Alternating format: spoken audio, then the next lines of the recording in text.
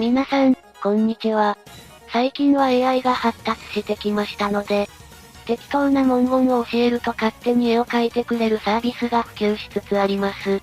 そこで、当チャンネルのイメージを画像にしてもらいました。ちなみにこれは河原で焚き火の前に座っている旅人風の人アニメ調です。なかなか、いい絵を描いてくれますね。これは BING のイメージクリエイターと、ステーブルディフュージョンで描いてもらっています。AI なので時々このように、焚き火で燃えている人や、指定したキーワードが反映されていないことがあります。これは成功例。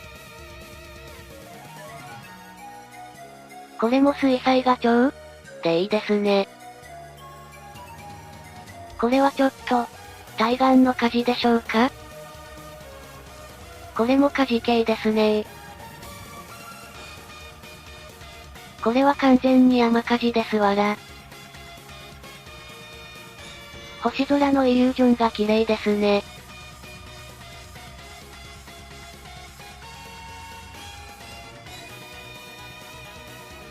これもイリュージョン系ですね。ちょっとリアルに寄せてもらいました。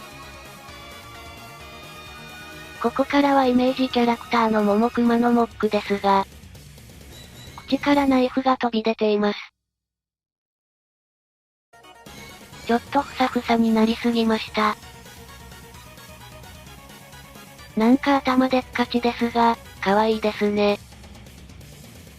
これはなかなかいいのができましたよ。なぜか、ナイフを焚き火に突っ込む、モックさん。これは、ナイフからナイフが生えている謎の絵面になっています。